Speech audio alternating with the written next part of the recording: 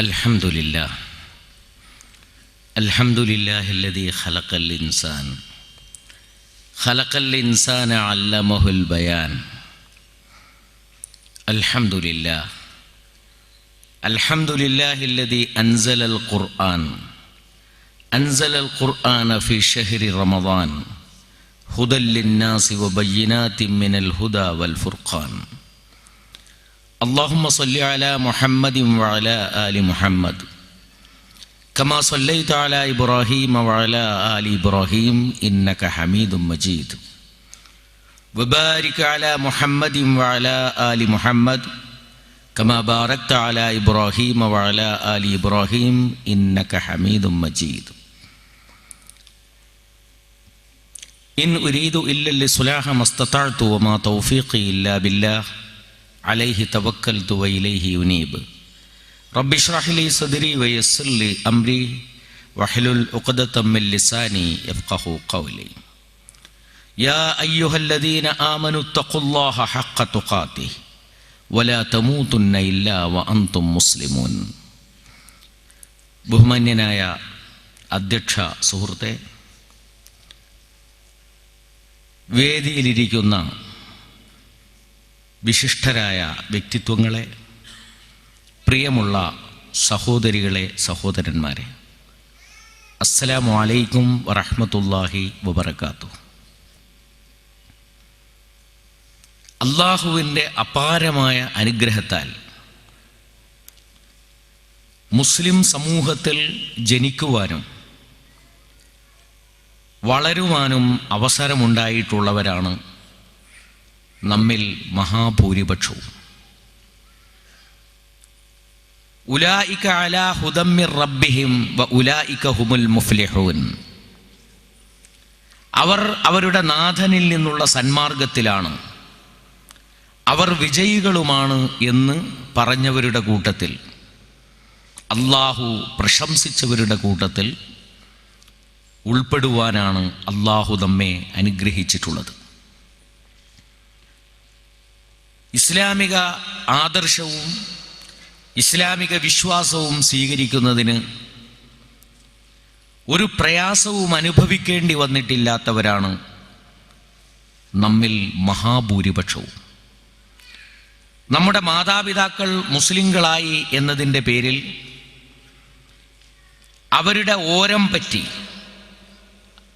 അവരുടെ നിഴൽ പറ്റി സൂത്രത്തിൽ ഇസ്ലാമിലേക്ക് കടന്നു ചേരുകയാണ് നാം ചെയ്തിട്ടുള്ളത്. അതുകൊണ്ട് തന്നെ നമുക്കൊരു ബുദ്ധിമുട്ടും ഉണ്ടായിട്ടില്ല. എന്നാൽ ഇന്നത്തെ കാലത്ത് മറ്റേതെങ്കിലും ഒരു സമുദായത്തിൽ ജനിക്കുകയും ഇസ്ലാമിൻ്റെ നന്മകൾ മനസ്സിലാക്കി ഇസ്ലാമിലേക്ക് വരണമെന്നാഗ്രഹിക്കുകയും ചെയ്യുന്ന ആളുകൾ അനുഭവിക്കുന്ന കഷ്ടപ്പാടുകൾ നിരവധിയാണ് എന്ന് നമുക്കറിയാം. ഒരാൾ ഇസ്ലാം സ്വീകരിക്കണമെന്ന് തീരുമാനിച്ചാൽ അയാളുടെ മാതാവിൽ നിന്ന്, അയാളുടെ പിതാവിൽ നിന്ന്, ചിലപ്പോൾ അയാളുടെ ഇണയിൽ നിന്ന്, ചിലപ്പോൾ മക്കളിൽ നിന്ന് സ്വന്തത്തെ പറിച്ചെടുത്തുകൊണ്ട് വളരെ കഷ്ടപ്പാടുകൾ സഹിച്ചു വേണം ഇസ്ലാമിലേക്ക് പ്രവേശിക്കാൻ. ചിലപ്പോൾ ആളുടെ ശരീരത്തിന് തന്നെ, ജീവന് തന്നെ ഭീഷണിയുണ്ടായി എന്നും വന്നേക്കാം. എന്നാൽ നമ്മിൽ മഹാഭൂരിപക്ഷവും ഈ ആദർശം അംഗീകരിക്കുവാൻ ഇടവന്നിട്ടുള്ളത് നമ്മുടെ മാതാപിതാക്കൾ മുസ്ലിങ്ങളായി എന്നതിൻ്റെ പേരിലാണ്. അതുകൊണ്ട് തന്നെ ഈ ആദർശത്തിൻ്റെയും ഈ ദർശനത്തിൻ്റെയും മഹിമ എത്രത്തോളമുണ്ട് എന്ന് മനസ്സിലാക്കുവാൻ നമുക്ക് കഴിഞ്ഞിട്ടില്ല. സയ്യിദ് അബുൽ അഅ്ല മൗദൂദി മനോഹരമായ ഒരു ഉദാഹരണം പറയുന്നുണ്ട്. രത്നക്കല്ലുകളുടെ ഇടയിൽ ജനിച്ച് വീഴുന്ന ഒരു കുട്ടിക്ക് രത്നക്കല്ലുകൾ ചരൽ കല്ലുകളെ പോലെ മാത്രമാണ്. രത്നക്കല്ലുകളുടെ വില അവൻ അറിയുകയില്ല. എന്നതുപോലെ ഇസ്ലാമിൻ്റെ മഹിതമായ ആശയത്തിന് നടുവിൽ ജനിച്ചു വീണിട്ടുള്ള നമ്മെ സംബന്ധിച്ചിടത്തോളം ഇസ്ലാമിൻ്റെ മഹിമ വേണ്ട വിധം മനസ്സിലാക്കുവാൻ നമുക്ക് സാധ്യമായിട്ടില്ല എന്ന് വേണം കരുതാൻ. മുസ്ലിം ഉമ്മത്ത് എന്നുള്ള നിലക്ക് ഈ ഉമ്മത്ത് അല്ലാഹു സുബ്ഹാനഹു വ തആല തെരഞ്ഞെടുത്തിട്ടുള്ള ഒരു ഉമ്മത്താണ്. ഹുവജ്തബാക്കും, അവനാണ് നിങ്ങളെ തെരഞ്ഞെടുത്തിട്ടുള്ളത്. അല്ലാഹു സുബ്ഹാനഹു വ തആല തന്നെയാണ് ഈ മുസ്ലിം സമൂഹത്തിന് മുസ്ലിം എന്ന് നാമകരണം ചെയ്തിട്ടുള്ളത്. ഹുവ സമ്മാക്കുമുൽ മുസ്ലിമീന മിൻ ഖബ്ലു വഫീ ഹാദാ. ഈ ഗ്രന്ഥത്തിലും അഥവാ ഖുർആനിലും ഇതിനു മുമ്പും നിങ്ങൾക്ക് മുസ്ലിങ്ങൾ എന്ന് നാമം നൽകിയിട്ടുള്ളത് അവനാണ്. അതായത് ഈ സമുദായം അല്ലാഹുവിനാൽ തിരഞ്ഞെടുക്കപ്പെട്ട ഒരു സമുദായമാണ്, അല്ലാഹുവിനാൽ പേരു നൽകപ്പെട്ട ഒരു സമുദായമാണ്. ഈ സമുദായം ഉമ്മത്ത് മുഹമ്മദിൻ സല്ലല്ലാഹു അലൈഹി വസല്ലം, മുഹമ്മദ് മുസ്തഫ സല്ലല്ലാഹു അലൈഹി വസല്ലം തിരുമേനിയുടെ ഒരു സമുദായമാണ്.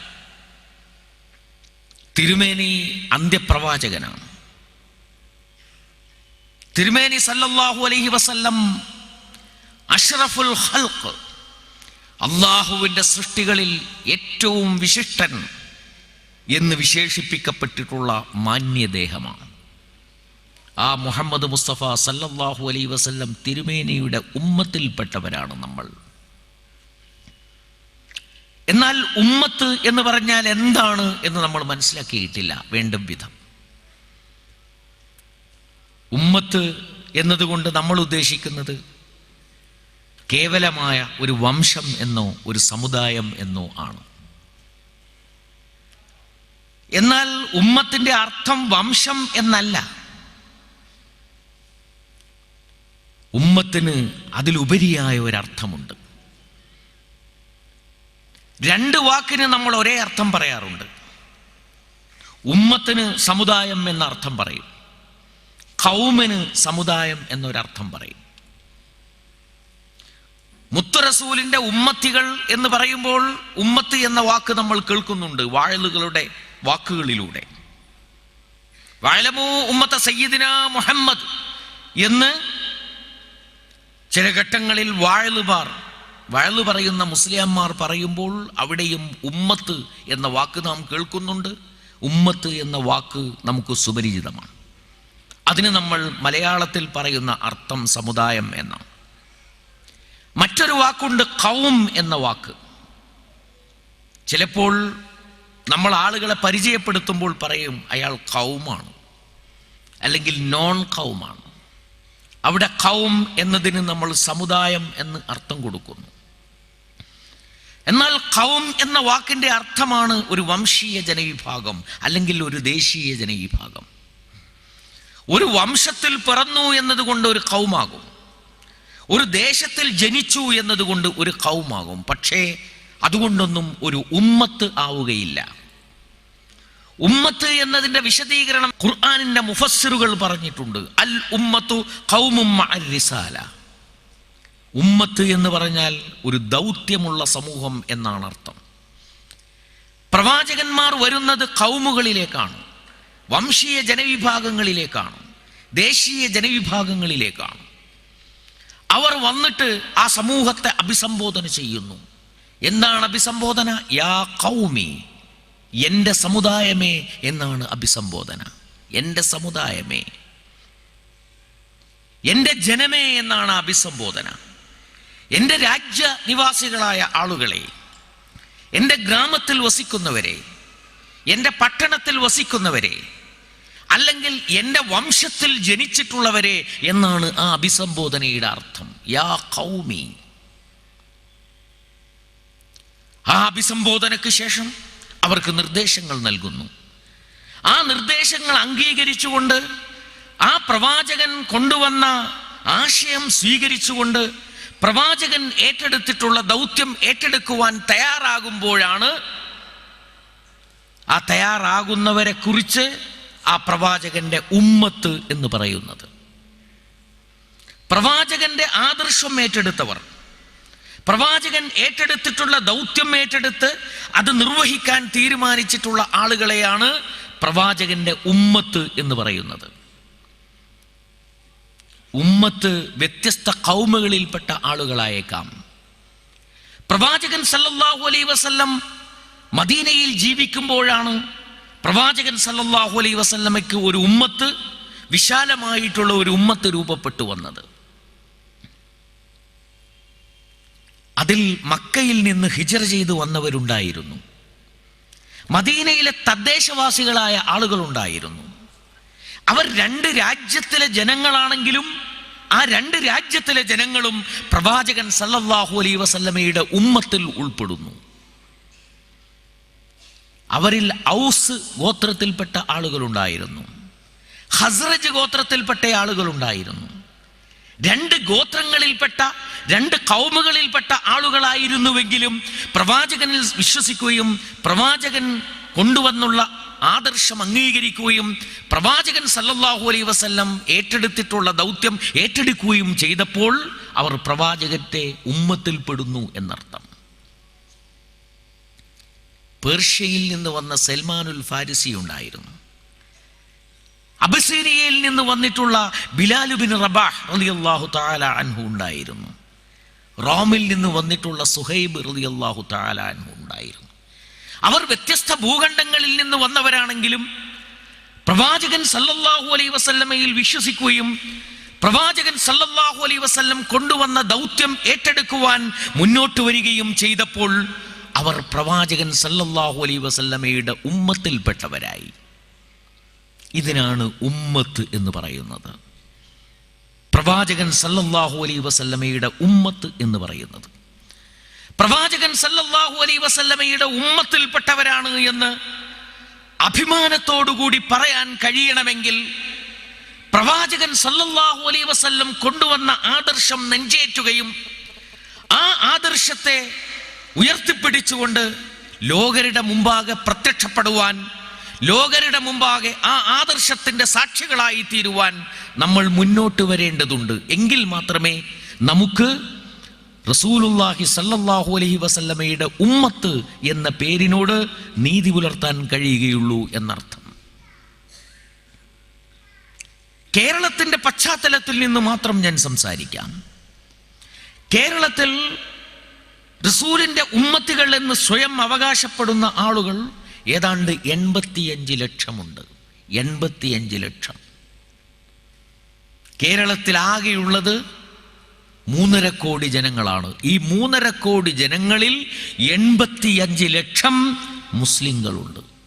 മുഹമ്മദ് മുസ്തഫ സല്ലല്ലാഹു അലൈഹി വസല്ലം തങ്ങളുടെ ഉമ്മത്തികൾ എന്ന് സ്വയം അഭിമാനിക്കുന്നവരും സ്വയം അവകാശപ്പെടുന്നവരും ആ റസൂലിനോട് സ്നേഹം വെച്ച് പുലർത്തുന്നവരും റസൂലിനോടുള്ള സ്നേഹത്തിന്റെ പേരിൽ പാടുള്ളതും പാടില്ലാത്തതുമായ എന്തൊക്കെയോ കാട്ടിക്കൂട്ടുന്നവരുമായിട്ട് 85 ലക്ഷം മുസ്ലിങ്ങളുണ്ട് എന്ന് നിങ്ങൾ മനസ്സിലാക്കണം. ഈ മുസ്ലിങ്ങൾ കേരളത്തിൽ ഇന്ന് ഏറ്റവും ഡെവലപ്പിംഗ് ആയിട്ടുള്ള പുരോഗമിച്ചുകൊണ്ടിരിക്കുന്ന ഒരു സമൂഹമാണ്. എങ്ങനെയൊക്കെ പുരോഗമിക്കുന്നു? ഒന്നാമത് ജനസംഖ്യ വളർന്നുകൊണ്ടിരിക്കുകയാണ്. ജനസംഖ്യ എന്ന് പറയുന്നത് അള്ളാഹുവിൻ്റെ ഏറ്റവും വലിയ അനുഗ്രഹമാണ് എന്ന് നമ്മൾ മനസ്സിലാക്കണം. വഅംദദ്നാകും ബിഅംവാലിൻ വബനീൻ വജഅൽനാകും അക്സറ നഫീറ. ഒരു ഹ്യൂജ് പോപ്പുലേഷൻ, ഒരു വമ്പിച്ച പോപ്പുലേഷൻ എന്നത് അള്ളാഹുവിൻ്റെ ഏറ്റവും വലിയ അനുഗ്രഹമാണ്. 85 ലക്ഷം വരുന്ന ഒരു പോപ്പുലേഷൻ. ആ പോപ്പുലേഷൻ വർദ്ധിച്ചു കൊണ്ടിരിക്കുകയാണ്. കേരളത്തിലെ ഏതാണ്ട് എല്ലാ സമൂഹങ്ങളുടെയും പോപ്പുലേഷന്റെ വർധനാ നിരക്ക് നെഗറ്റീവ് ട്രെൻഡിലാണ്. ക്രൈസ്തവ സുഹൃത്തുക്കളുടെ സഹോദരന്മാരുടെ സമൂഹം വർദ്ധിക്കുന്നുണ്ട്, പക്ഷെ അവരുടെ വർധനയുടെ നിരക്ക് നെഗറ്റീവ് ട്രെൻഡിലാണ്. ഫോർവേഡ് കാസ്റ്റ് എന്ന് നമ്മൾ വിശേഷിപ്പിക്കുന്ന ഉന്നത ഹൈന്ദവ ജാതികളുടെ വളർച്ചാ നിരക്ക് കീഴ്പോട്ടാണ് എന്ന് നിങ്ങൾ മനസ്സിലാക്കണം. മുസ്ലിം സമൂഹം പോസിറ്റീവ് ട്രെൻഡ് കാണിക്കുന്നു. അവർക്ക് കുട്ടികളുണ്ടാകുന്നു, ആ കുട്ടികൾ വളർന്നു വരുന്നു. ലോകത്തിൻ്റെ തന്നെ യുവത്വമാണ് യഥാർത്ഥത്തിൽ മുസ്ലിങ്ങൾ എന്ന് പറയുന്നത്. കേരളത്തിൻ്റെയും യുവത്വമാണ് യഥാർത്ഥത്തിൽ മുസ്ലിങ്ങൾ. ഏറ്റവും കൂടുതൽ ചെറുപ്പക്കാരുള്ള സമൂഹമാണ് മുസ്ലിങ്ങൾ. ഈ മുസ്ലിം സമൂഹം കേരളത്തിൽ സാമ്പത്തികമായി വളർന്നുകൊണ്ടിരിക്കുകയാണ്. ധാരാളം പുതിയ പണക്കാർ മുസ്ലിം സമൂഹത്തിൽ വന്നു ചേർന്നുകൊണ്ടിരിക്കുന്നു എന്നർത്ഥം. ആളുകൾ പണക്കാരായി മാറിക്കൊണ്ടിരിക്കുന്നു. ദരിദ്രരില്ല എന്നല്ല ഞാൻ പറയുന്നത്, ദാരിദ്ര്യമുള്ളവരുണ്ട്. പക്ഷേ ധനികരായ ആളുകളുടെ എണ്ണം നാൾക്കുനാൾ കേരളീയ മുസ്ലിം സമൂഹത്തിൽ വർദ്ധിച്ചു വന്നുകൊണ്ടിരിക്കുകയാണ്. വിദ്യാഭ്യാസ രംഗത്ത് വൻ ഉണർവും വൻ വളർച്ചയുമാണ് കാണിച്ചുകൊണ്ടിരിക്കുന്നത്. മുസ്ലിം മേഖലകളെല്ലാം തന്നെ വിദ്യാഭ്യാസപരമായ ഒരു വിസ്ഫോടനത്തിൻ്റെ ഘട്ടത്തിലാണ് ഇന്ന് കേരളത്തിൽ. ഏറ്റവും കൂടുതൽ കുട്ടികൾ 10ാം ക്ലാസ്സിൽ പരീക്ഷയ്ക്കെഴുതിയത് മുസ്ലിങ്ങൾ 65% മലപ്പുറം ജില്ലയിലാണ്. ഏറ്റവും കൂടുതൽ കുട്ടികൾ ഏറ്റവും കൂടുതൽ മാർക്കോടുകൂടി പാസ്സായത് മലപ്പുറം ജില്ലയിലാണ്. മെഡിക്കൽ എൻട്രൻസിനും എഞ്ചിനീയറിംഗ് എൻട്രൻസിനും ഏറ്റവും കൂടുതൽ കുട്ടികൾ പ്രവേശിച്ചുകൊണ്ടിരിക്കുന്നത് യഥാർത്ഥത്തിൽ മലപ്പുറം ജില്ലയിലും അതുപോലെ മുസ്ലിം സമൂഹത്തിലുമാണ് ഇന്ന് എന്ന് നമുക്ക് കാണാൻ കഴിയും. മലബാറിലെ 2 മുസ്ലിം പെൺകുട്ടികളാണ് IAS-ന് അർഹരായിട്ടുള്ളത്. 2 മുസ്ലിം പെൺകുട്ടികൾ അതിവേഗം വളർന്നുകൊണ്ടിരിക്കുകയാണ്. സാംസ്കാരികമായി മുസ്ലിങ്ങൾ വളരുകയാണ്. ആ ഒരു വളർച്ചയുടെ ഒരു ഡെവലപ്പിംഗ് സ്റ്റേജിലാണ് യഥാർത്ഥത്തിൽ മുസ്ലിങ്ങൾ ഉള്ളത്. ഈ മുസ്ലിങ്ങൾ വിശ്വാസപരമായും വളർന്നുകൊണ്ടിരിക്കുകയാണ്. നേരത്തെ ഒരു സദസ്സിൽ ചെന്നാൽ വളരെ കുറച്ചാളുകളെ മാത്രമേ പർദ്ദാധാരിണികളായി കാണാൻ കഴിയുമായിരുന്നുള്ളൂ. ഇന്ന് പർദ്ദാധാരിണികൾ ധാരാളമായി വന്നു ചേർന്നുകൊണ്ടിരിക്കുന്നു. പള്ളികൾ ചെറുപ്പക്കാർ ധാരാളമായി വന്നു ചേർന്നുകൊണ്ടിരിക്കുന്നു.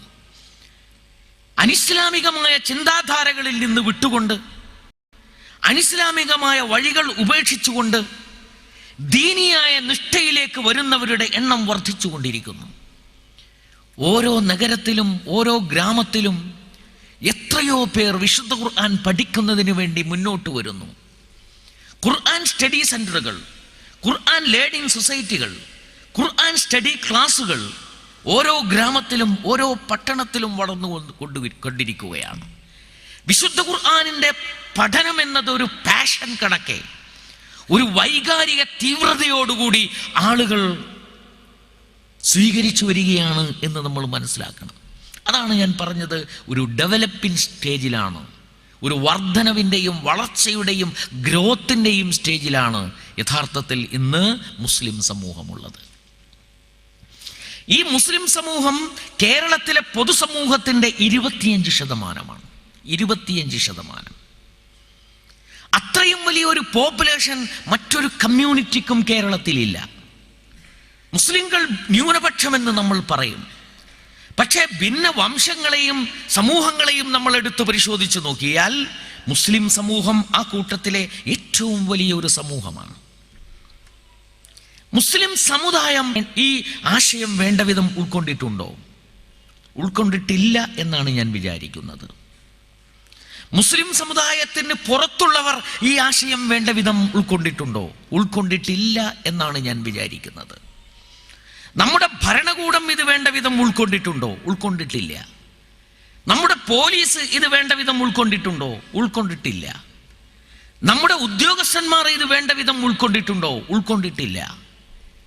മുസ്ലിം സമൂഹം ഈ നാട്ടിൽ 25% ഒരു പോപ്പുലേഷൻ ഉണ്ടെന്നും ആ പോപ്പുലേഷൻ വളരെ ഡെവലപ്പിംഗ് ആയിട്ടുള്ള ഒരു പോപ്പുലേഷൻ ആണെന്നും അവർക്ക് വളരെ കാപ്പബിലിറ്റിയുള്ള യുവതലമുറയുണ്ട് എന്നും ലോകത്തിൻ്റെ വിവിധ ഭാഗങ്ങളിൽ പോയി പഠിച്ചുകൊണ്ടിരിക്കുന്ന, ലോകത്തിൻ്റെ വിവിധ ഭാഗങ്ങളിൽ നഗരങ്ങളും സംസ്കാരങ്ങളും സംവിധാനിക്കുന്നതിന് ബുദ്ധിപരമായ നേതൃത്വം നൽകിക്കൊണ്ടിരിക്കുന്ന യുവതലമുറയുള്ള ഒരു സമൂഹമാണ് ഇത് എന്നും ഈ സമൂഹം വേണ്ട വിധം മനസ്സിലാക്കിയിട്ടില്ല. സമൂഹത്തിന് പുറത്തുള്ള ആളുകളും വേണ്ട വിധം മനസ്സിലാക്കിയിട്ടില്ല. ഈ സമുദായം മനസ്സിലാക്കുന്നുവെങ്കിൽ സമുദായത്തിന് ചെയ്യാനുള്ളത് തങ്ങളുടെ ദൗത്യം എന്ത് എന്ന് ആത്മാഭിമാനത്തോടുകൂടി തിരിച്ചറിയുകയും ആ ദൗത്യം ഈ നാട്ടിൽ നിർവഹിക്കാൻ ശ്രമിക്കുകയും ചെയ്യുക എന്നതാണ്. സമുദായത്തിന് പുറത്തുള്ള പൊതുസമൂഹം ഇത് മനസ്സിലാക്കിയിട്ടുണ്ടെങ്കിൽ അവർ ചെയ്യേണ്ടത് ഈ ഡെവലപ്പിംഗ് പോപ്പുലേഷനെ, ഈ ഡെവലപ്പിംഗ് കമ്മ്യൂണിറ്റിയെ കേരളത്തിൻ്റെ നന്മക്ക് എങ്ങനെ ഉപയോഗിക്കാം, കേരളത്തിൻ്റെ ഡെവലപ്മെന്റിന് എങ്ങനെ ഉപയോഗിക്കാം, കേരളത്തിൻ്റെ സാമൂഹ്യ വളർച്ചയ്ക്ക് എങ്ങനെ ഉപയോഗിക്കാം, കേരളത്തെ മെച്ചപ്പെട്ട ഒരു കേരളമാക്കി മാറ്റുവാൻ ഇവരെ എങ്ങനെ ഉപയോഗിക്കാം എന്നതിനെ സംബന്ധിച്ച് അവർ ആലോചിക്കുകയായിരുന്നു വേണ്ടിയിരുന്നത്. ഈ സമൂഹം വിശ്വാസികളുടെ ഒരു സമൂഹമാണ്. അവരിൽ അധിക പേരും പ്രാക്ടീസിങ് മുസ്ലിംസ്, ഒരു മതം പ്രാക്ടീസ് ചെയ്യുന്നവരാണ്. ഒരു മതം പ്രാക്ടീസ് ചെയ്യുന്നതിലൂടെ അവർക്ക് വൈജ്ഞാനികവും വിശ്വാസപരവുമായ ഒരു കപ്പാസിറ്റി വരുന്നുണ്ട്, ഒരു ശക്തി വരുന്നുണ്ട്. ആ ശക്തി നമ്മുടെ നാട്ടിന് വേണ്ടി എങ്ങനെ ഉപയോഗപ്പെടുത്താം? ഇവർ പ്രവാചകനെ പോലെ ദയാനിധിയായ ഒരു ദൈവദൂതനെ യഥാർത്ഥത്തിൽ തന്നെ മാതൃകയാക്കി ആ റസൂലിനെ അദമ്യമായി സ്നേഹിച്ച് ആ റസൂലിനെ ചാണിന് ചാണായും മുഴത്തിന് മുഴമായും പിന്തുടരുന്നവരാണ്. ആ റസൂൽ എന്തൊക്കെ ഗുണങ്ങളെയാണോ സ്വാംശീകരിച്ചിട്ടുള്ളത് ആ ഗുണങ്ങളെ മുഴുവൻ സ്വാംശീകരിക്കണം എന്നാഗ്രഹിക്കുന്നവരാണ് ഈ മുസ്ലിങ്ങൾ. എങ്കിൽ അങ്ങനെയുള്ള 85 ലക്ഷം മുസ്ലിങ്ങൾ ഉണ്ടായിട്ട് കേരളത്തിൻ്റെ സാമൂഹ്യ വളർച്ചയ്ക്ക് അവരുടെ സാധ്യതയെ എങ്ങനെ ഉപയോഗപ്പെടുത്തണം എന്ന് ഇവിടുത്തെ ഭരണകൂടത്തിന് ചിന്തിക്കാൻ കഴിയണമായിരുന്നു, ഇവിടുത്തെ ആസൂത്രകർക്ക് ചിന്തിക്കാൻ കഴിയണമായിരുന്നു, ഇവിടുത്തെ ഉദ്യോഗസ്ഥന്മാർക്ക് ചിന്തിക്കാൻ കഴിയണമായിരുന്നു എന്നുള്ളതാണ്. ഞാൻ പറയുന്നു, അത് വേണ്ട വിധം ഉണ്ടായിട്ടില്ല. ഞാൻ നേരത്തെ പറഞ്ഞു, എൻ്റെ മുന്നിലിരിക്കുന്ന സദസ്സിൽ ഭൂരിഭാഗവും മുസ്ലിം സമുദായത്തിൽ ജനിച്ചു വളരുകയും ഇസ്ലാം പ്രാക്ടീസ് ചെയ്യുകയും ചെയ്തുകൊണ്ടിരിക്കുന്നവരാണ്. ഞാൻ നിങ്ങളോട് ചോദിക്കട്ടെ, മുസ്ലിങ്ങൾ എന്നുള്ള നിലയ്ക്ക് ഈ ജനങ്ങളുമായുള്ള നിങ്ങളുടെ ബന്ധം എന്താണ്? ഇവിടുത്തെ 3.5 കോടി ജനങ്ങളിൽ ഈ 85 ലക്ഷം കഴിച്ചുള്ള മറ്റുള്ള മനുഷ്യർ, അവരിൽ ദലിതരുണ്ട്, ഹരിജനങ്ങളുണ്ട്, പിന്നാക്ക വിഭാഗങ്ങളുണ്ട്, ആദിവാസികളുണ്ട്, ക്രൈസ്തവരുണ്ട്, നായന്മാരുണ്ട്, നമ്പൂതിരിമാരുണ്ട്, ഹൈന്ദവ സമൂഹങ്ങളുണ്ട്, മതവിശ്വാസമില്ലാത്തവരുണ്ട്. 3.5 കോടിയിൽ 85 ലക്ഷം കഴിച്ച് ബാക്കിയുള്ള മുസ്ലിങ്ങളുമായി, ബാക്കിയുള്ള മനുഷ്യരുമായി ഈ മുസ്ലിം സമൂഹത്തിൻ്റെ ബന്ധം എന്താണ്? അല്ലാഹു സുബ്ഹാനഹു വ തആല എങ്ങനെയാണ് അവരെ നിർണയിച്ചിട്ടുള്ളത്? അവരുടെ പൊസിഷൻ എന്താണ് നിർണയിച്ചിട്ടുള്ളത്? ഇത് വളരെ ഗൗരവപൂർവ്വം നമ്മൾ ആലോചിക്കണം. ഞാൻ ഒരായത്തിൻ്റെ ഒരു ഭാഗം മാത്രം നിങ്ങളുടെ മുമ്പാകെ വയ്ക്കാം. ഒരു കാഴ്ചപ്പാട് രൂപവൽക്കരിക്കുന്നതിന് അത് തന്നെ ധാരാളം മതി. കുൻതും ഖൈറ ഉമ്മത്തിൻ ഉഖ്രിജത്ത് ലിന്നാസ്. കുൻതും ഖൈറ ഉമ്മത്തിൻ, നിങ്ങൾ ഒരു ഉത്തമ സമുദായമാണ്. ഉഖ്രിജത്ത് ലിന്നാസ്, നിങ്ങൾ ജനങ്ങൾക്ക് വേണ്ടി നിയോഗിക്കപ്പെട്ടവരാണ്. നിങ്ങളും ജനങ്ങളും തമ്മിലുള്ള ബന്ധം എന്താണ്? അല്ലാഹു ചുരുങ്ങിയ വാക്കിൽ നിർണയിക്കുകയാണ്, നിങ്ങൾ ജനങ്ങൾക്ക് വേണ്ടി. ജനങ്ങളിൽ നിന്ന് അകന്നു നിൽക്കേണ്ടവരല്ല, ജനങ്ങൾക്കെതിരായി നിലകൊള്ളേണ്ടവരല്ല, നിങ്ങൾ നിങ്ങളുടെ താല്പര്യം മാത്രം സംരക്ഷിക്കേണ്ടവരല്ല. നിങ്ങളുടെ താല്പര്യം സംരക്ഷിക്കാൻ, നിങ്ങളുടെ കീശ വീർപ്പിക്കാൻ, നിങ്ങളുടെ കുംഭ വീർപ്പിക്കാൻ, നിങ്ങളുടെ അവകാശങ്ങൾ നേടിയെടുക്കാൻ വേണ്ടി മാത്രം ഉണ്ടാക്കപ്പെട്ടവരല്ല നിങ്ങൾ. ഉഖ്രിജത്ത് ലിന്നാസ്, ജനങ്ങൾക്ക് വേണ്ടി നിയോഗിക്കപ്പെട്ടവരാണ്. അതുകൊണ്ടാണ് നിങ്ങൾ ഉത്തമ സമുദായമാകുന്നത്. 6 ആളുകളുള്ള ഒരു കുടുംബം, ആ കുടുംബത്തിലെ ഒരു വ്യക്തി നിലകൊള്ളുന്നത് അയാൾക്ക് വേണ്ടി മാത്രമാണ്. അയാൾക്ക് നേരത്തെ ഭക്ഷണം കിട്ടണം, അയാൾക്ക് ടോയ്ലറ്റിൽ കൃത്യസമയത്തിന് പോകണം. ആ സമയത്ത് ടോയ്ലറ്റിൽ ആരും ഉണ്ടാകാൻ പാടില്ല. അയാളുടെ ജനൽ എപ്പോഴും തുറന്ന് നല്ല കാറ്റ് കിട്ടണം. മറ്റവരുടെ ജനൽ അടഞ്ഞു കിടന്നാലും തകരാറില്ല. അയാളുടെ സുഖം മാത്രമേ ആ കുടുംബത്തിൽ അയാൾ പ്രശ്നമാക്കുന്നുള്ളൂ എങ്കിൽ മറ്റുള്ളവരുടെ സുഖമൊന്നും സൗകര്യമൊന്നും അയാളുടെ ഒരു കൺസേൺ അല്ല എങ്കിൽ അയാളെ നിങ്ങൾ ഒരു ഉത്തമ മനുഷ്യനെന്ന് പറയുമോ? ഇല്ല. ഉത്തമ മനുഷ്യനെന്ന് നിങ്ങൾ പറയുമ്പോൾ ആ വീട്ടിലെ മറ്റ് 5 അംഗങ്ങൾക്കും വേണ്ടി അയാൾ നിലനിൽക്കുമ്പോഴാണ് അയാൾ ഒരു ഉത്തമ മനുഷ്യനായി തീരുന്നത്.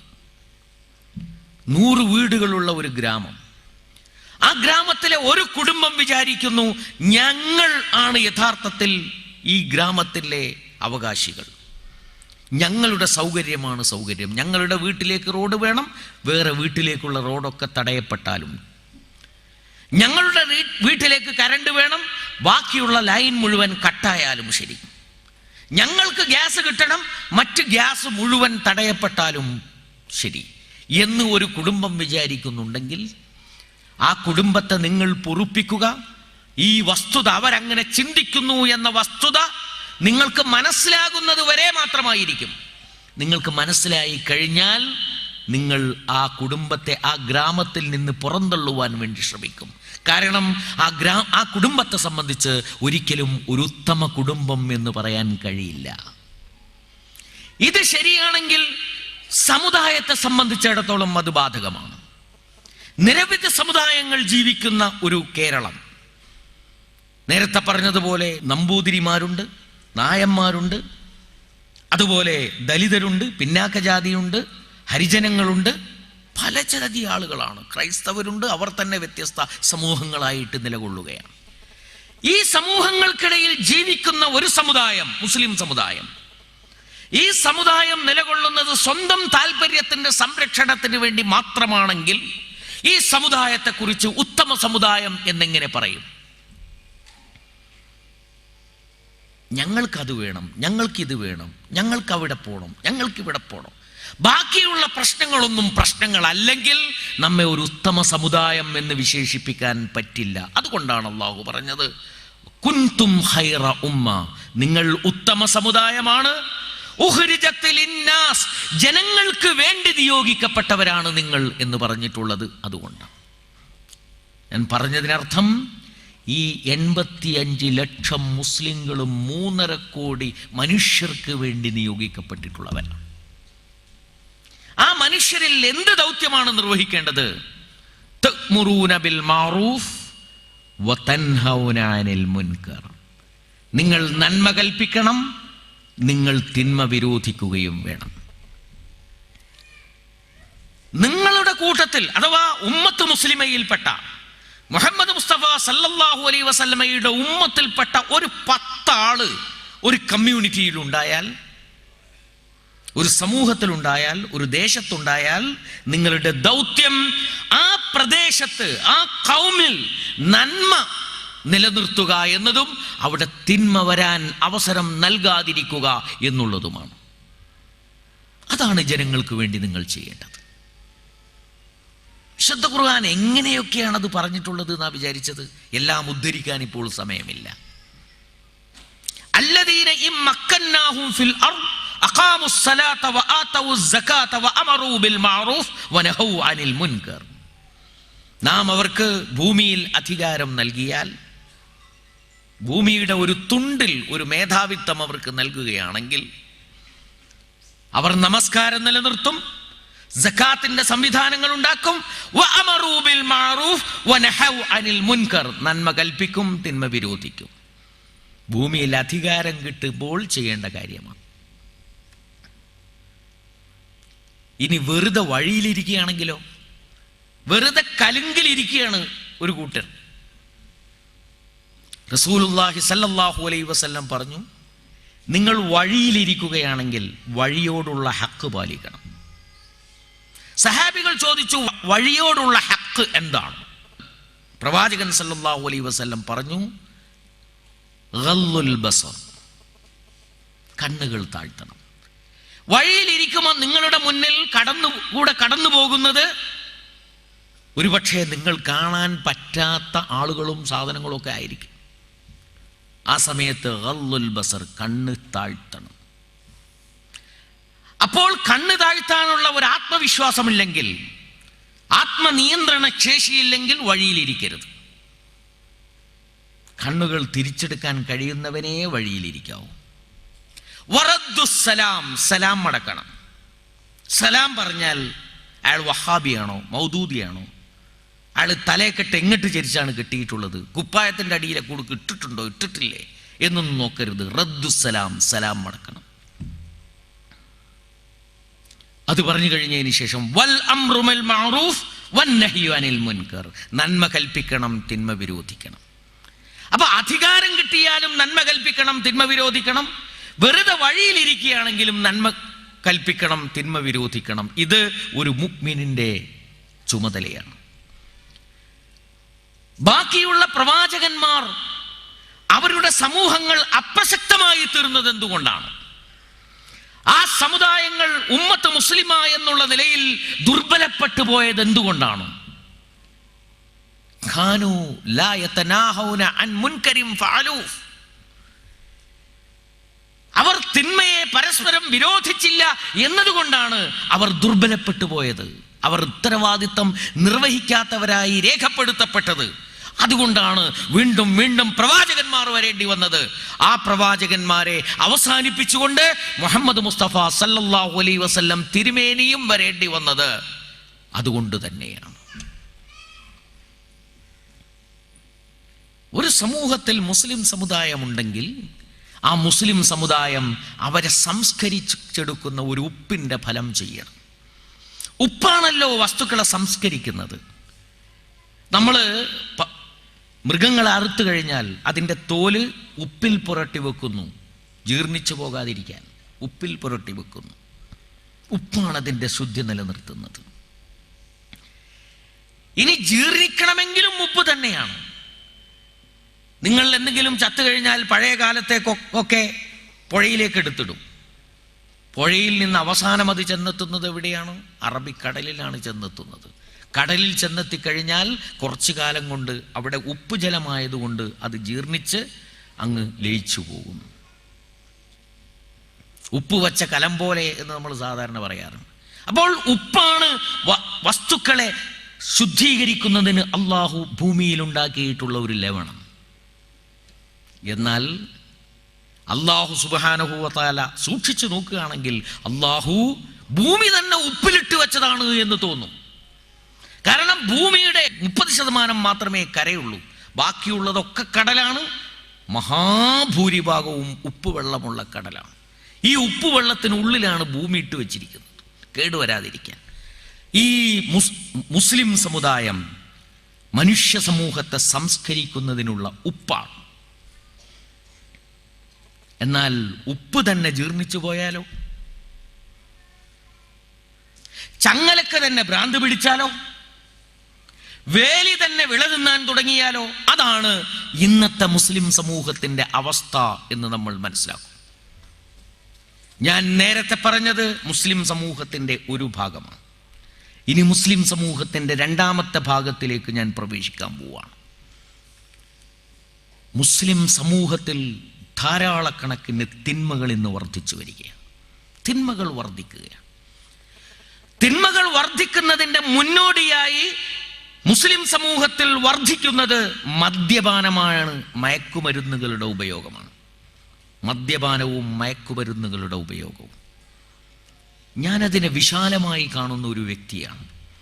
കാരണം റസൂലുള്ളാഹി സ്വല്ലല്ലാഹു അലൈഹി വസല്ലം ഉമ്മുൽ ജറായിം, തിന്മകളുടെ മാതാവ് എന്നാണ് മദ്യപാനത്തെക്കുറിച്ച് പറഞ്ഞിട്ടുള്ളത്.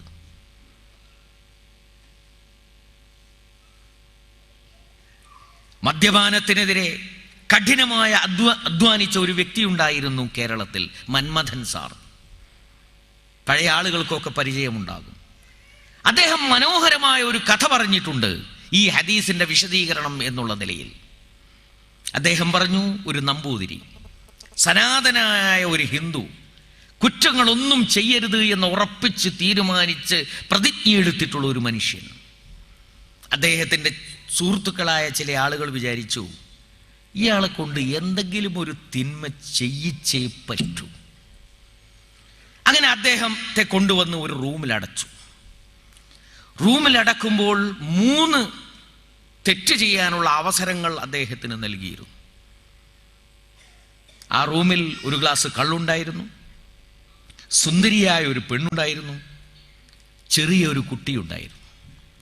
അദ്ദേഹത്തോട് സുഹൃത്തുക്കൾ പറഞ്ഞു, നിങ്ങൾക്ക് മോചനം വേണമോ എങ്കിൽ 3-4 തെറ്റ് ചെയ്യണം. ഒന്നുകിൽ ഈ കള്ളു കുടിക്കണം, അല്ലെങ്കിൽ ഈ പെണ്ണിനെ വ്യഭിചരിക്കണം, അല്ലെങ്കിൽ ഈ കുഞ്ഞിനെ കഴുത്തറുത്തു കൊല്ലണം. 3-4 ചെയ്യാതെ രക്ഷയില്ല. കുറേ സമയം അദ്ദേഹം പിടിച്ചു നിന്നു, ദിവസങ്ങൾ പിടിച്ചു നിന്നു. ഞാനൊരു കുറ്റവും ചെയ്യുകയില്ല. പക്ഷേ അദ്ദേഹത്തിന് അവസാനം ലംഘിക്കേണ്ടി വന്നു. വളരെ ലഘുവായ ഒരു തിന്മ, അന്യ സ്ത്രീയെ പ്രാപിക്കുക, ചിന്തിക്കാൻ പോലും വയ്യ. ഒരു കുഞ്ഞിനെ, സ്വന്തം ജീവൻ രക്ഷിക്കാൻ വേണ്ടി മറ്റൊരു കുഞ്ഞിനെ കഴുത്ത് ഞെരിച്ച് കൊല്ലുകയോ സാധ്യമല്ല. ചെറിയൊരു തെറ്റ് ചെയ്യാം, ഒരു ഗ്ലാസ് കള്ള് കുടിക്കാം. ആ ഗ്ലാസ് കള്ളെടുത്ത് കുടിച്ചു. കുടിച്ചതോടുകൂടി അദ്ദേഹത്തിന് ബോധം നശിച്ചു. എള്ളോളം പള്ളയെ ചെന്ന ഭൂലോകം തരികിടതിത്തൈ എന്നാണല്ലോ. ഉടനെ അദ്ദേഹത്തിൻ്റെ മനസ്സ് മാറി. സ്ത്രീയെ പ്രാപിക്കണമെന്ന് തോന്നി. സ്ത്രീയെ പ്രാപിക്കാൻ ശ്രമിച്ചപ്പോഴാണ് കുട്ടി കരഞ്ഞ് ശബ്ദമുണ്ടാക്കുന്നു, പ്രശ്നമുണ്ടാക്കുന്നു. കുട്ടിയെ കഴുത്ത് ഞെരിച്ച് കൊന്ന് സ്ത്രീയെ പ്രാപിച്ചു. ഇതാണ് ഉമ്മുൽ ജറായിം. തിന്മകളുടെ മാതാവാണ് മദ്യം. തിന്മകളുടെ മാതാവാണ് മദ്യം എന്നത് ഞാൻ ഒരു കാൽപ്പനികമായ കഥയിലൂടെ നിങ്ങളെ ഉണർത്തേണ്ട കാര്യമല്ല, ഒരു ചരിത്ര സംഭവത്തിലൂടെ നിങ്ങളെ ഉണർത്തേണ്ട കാര്യമാണ് എന്ന് ഞാൻ വിചാരിക്കുന്നു. നിങ്ങൾക്കറിയാമോ, ഗുജറാത്തിൽ നടന്ന മനുഷ്യഹത്യ, വംശവേട്ടയെ സംബന്ധിച്ച് ഇന്ന് ധാരാളം ലിഖിതങ്ങൾ വന്നുകൊണ്ടിരിക്കുന്നു എന്ന് നിങ്ങൾ കാണുന്നുണ്ട്. നരേന്ദ്രമോദി ഇപ്പോൾ പ്രതിക്കൂട്ടിലാണ്. ആ ഗുജറാത്ത് നരഹത്യക്ക് കാരണമായിട്ടുള്ള സംഭവങ്ങൾ ഗുജറാത്തുകാരനായ എൻ്റെ സുഹൃത്ത് എനിക്ക് വിശദീകരിച്ചു തന്നത് ഞാൻ ഓർക്കുകയാണ്.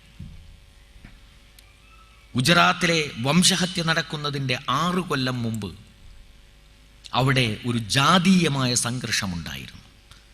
കീഴ്ജാതിക്കാരും മേൽജാതിക്കാരും തമ്മിലുള്ള സംഘർഷം. ഈ സംഘർഷത്തിൽ നിന്ന് വഴിതിരിച്ചു വിടാനും ഈ സംഘർഷത്തെ മാറ്റി പകരം വംശീയ സംഘർഷമാക്കി മാറ്റാനും ഉള്ള ശ്രമം നടന്നു. ആ ശ്രമം നടന്നതിൻ്റെ വഴിയാണ് അദ്ദേഹം വിശദീകരിച്ചു തന്നത്. നമ്മുടേതുപോലെ ഹിന്ദുക്കളും മുസ്ലിങ്ങളും ഇടതൂർന്ന് താമസിക്കുകയല്ല, ഇടകലർന്ന് താമസിക്കുകയുമല്ല.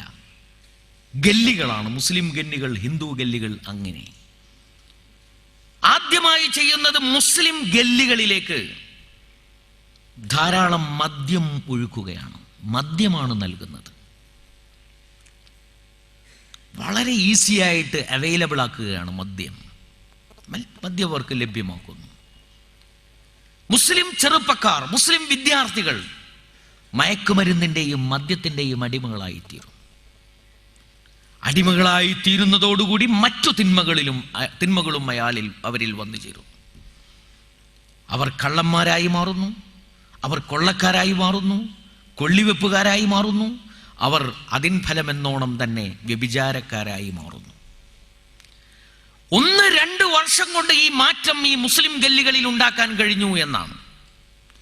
അതിനുശേഷം അങ്ങനെ നടക്കുന്ന സംഭവങ്ങളെ പർവ്വതീകരിച്ച് ജനങ്ങളുടെ മുമ്പാകെ വ്യാപകമായി പ്രചരിപ്പിച്ച് നോട്ടീസുകളും ലഘുലേഖകളും അടിച്ച് വിതരണം ചെയ്തുകൊണ്ട് മുസ്ലിം സമൂഹത്തെ ഏറ്റവും നികൃഷ്ടമായ ഒരു സമൂഹമായിട്ടും